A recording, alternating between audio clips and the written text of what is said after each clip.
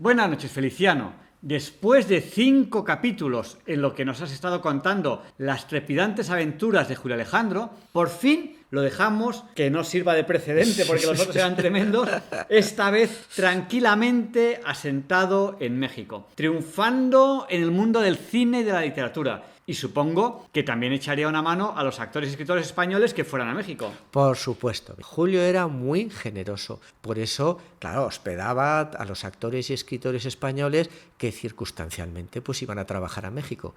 El gran actor Gerardo Maya me contó que había estado en casa de Julio con Adolfo Marsillac y Manuel Aldecoa y que los trató de maravilla, bueno, y que incluso les prestó los fracs para asistir a una recepción en la embajada. Julio, ya hemos dicho que era un verdadero dandy y les abrió un armario lleno de trajes de gala y les dijo: elegid. La casa de Julio en México siempre fue un jubileo de actores y de intelectuales. Las grandes actrices lo adoraban: Chabela Vargas, María Félix, Silvia Pinal, María Dolores Pradera, Jean Mogó, Simón Signoret, Annie Girardot, Dolores del Río, que por cierto estaba casada con un rico riquísimo, algo cursi, decía Julio, y que todas las noches le llenaba la cama y la bañera de gardenias y de joyas. Y cuando invitaban a Julio a cenar a su casa, se hacían traer la cena en avión desde París, en concreto desde Maxim, algo así como un telepizza pero a lo grande. También iban por allí los Taibo, Juan Rulfo, Carlos Velo, Cernuda y un largo etcétera. Y también irían por la casa los emergentes escritores del boom latinoamericano. Sí, claro, García Márquez, Carlos Fuentes, Vargas Llosa, todos los que pasaban por México iban a visitarlo. Y de todas esas amistades, Julio siempre destacó a Mercedes Barcha,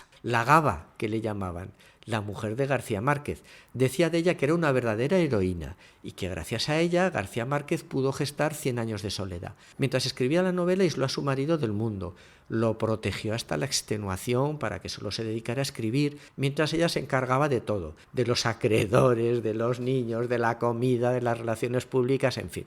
En ese momento el matrimonio García Márquez se apoyaba mucho en Julio, porque podía aconsejar a Mercedes en los más prosaicos asuntos culinarios, como presentar una cena a unos importantes invitados, o podía aconsejar a Gabo en sus más profundas dudas literarias. Julio contaba entre carcajadas que les prestó una bandeja de plata para una cena de mucho compromiso y que nunca se la devolvieron. Fíjate, Javier Ángel, la fe que tenían los García Márquez en Julio, que incluso le llegaron a comprar los muebles de su casa, porque ya hemos contado que Julio pues era un exquisito anticuario, y García Márquez le dijo: quiero todos tus muebles, todos, tal como están, pues así estoy seguro de que nadie me engaña. Oye, y tú siempre cuentas que Julio Alejandro fue la primera persona en leer 100 años de soledad. Julio le había ofrecido a Gabo su mecanógrafa para que a diario pasara limpio sus escritos, de forma que Julio todos los días les echaba un vistazo y decía que desde las primeras cuartillas se dio cuenta que esa novela iba a ser un bombazo. Y supongo que en esa época es cuando empieza a trabajar con Buñuel.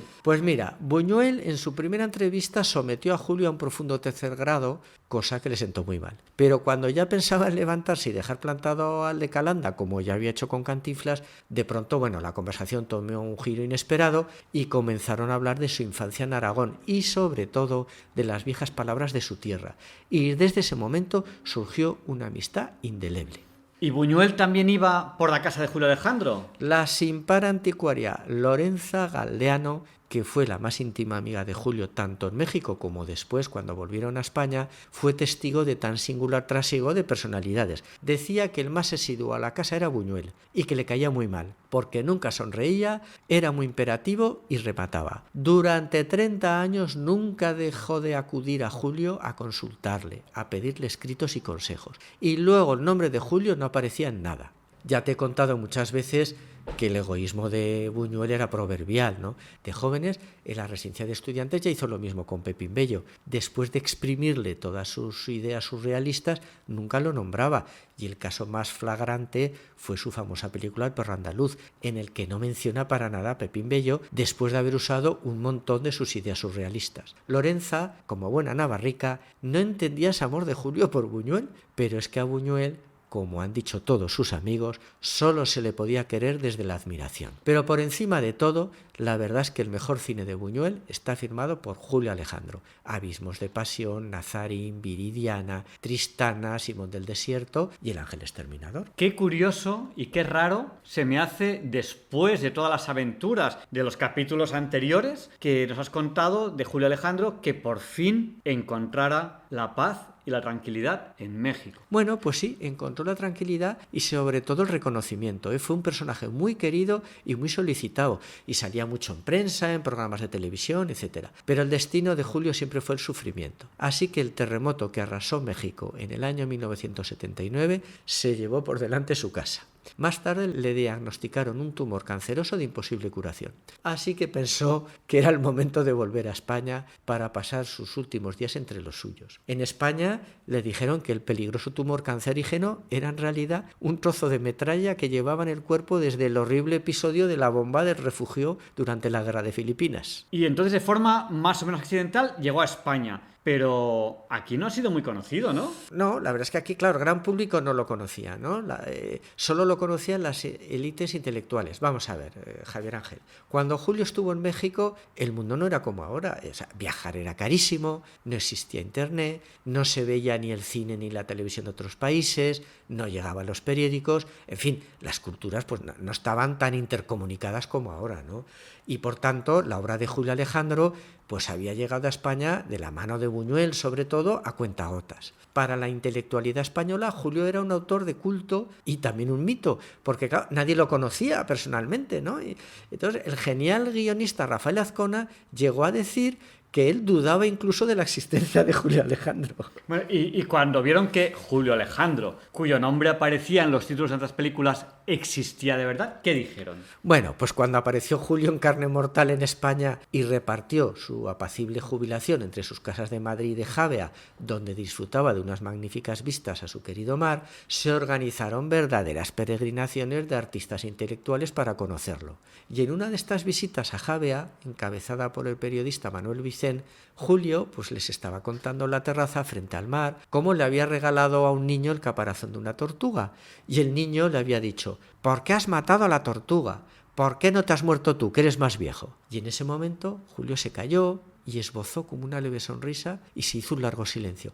Claro, los visitantes se quedaron de piedra, ¿no? No sabían si se había emocionado, si había sufrido un desmayo, pero la realidad fue que Julio en ese momento había expirado. Bueno, luego Vicente escribió un precioso artículo en El País contando la plácida muerte de Julio ante el mar y entre amigos, que es lo que más apreció en esta vida. Y entonces, ¿Julio Alejandro no escribió novelas? Mira, Julio fue un gran escritor, pero claro, dedicado al 100% al cine. Y entonces no le quedaba tiempo para nada. Estamos hablando que escribió más de 100 películas, que eso se dice pronto. Poesía sí que iba escribiendo, porque claro, las iba escribiendo a ratos y las iba dejando entre sus papeles y así afortunadamente se han podido conservar.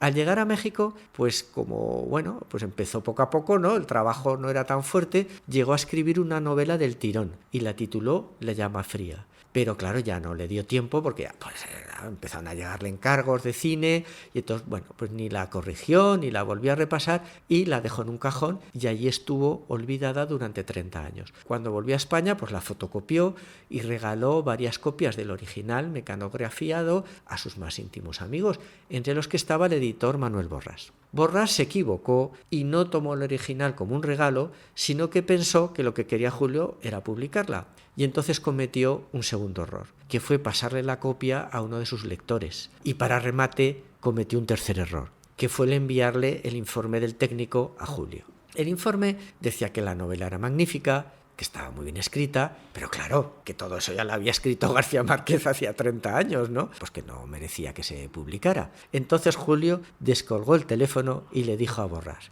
dile a ese imbécil que si sabe quién le enseñó a escribir a Gabo. Buen final. Dile a ese imbécil que si sabe quién le enseñó a escribir a Gabriel García Márquez. Genial. Bueno, pues aquí ponemos fin a la azarosa y prolífica vida del escritor Julio Alejandro, que, como a mí me gusta decir, fue la primera persona que leyó 100 años de soledad. Por cierto, Álvaro Cunqueiro sostenía que 100 años de soledad eran muchos años y que le sobraban 75, y que si se hubiera titulado a 25 años de soledad hubiera estado mucho mejor.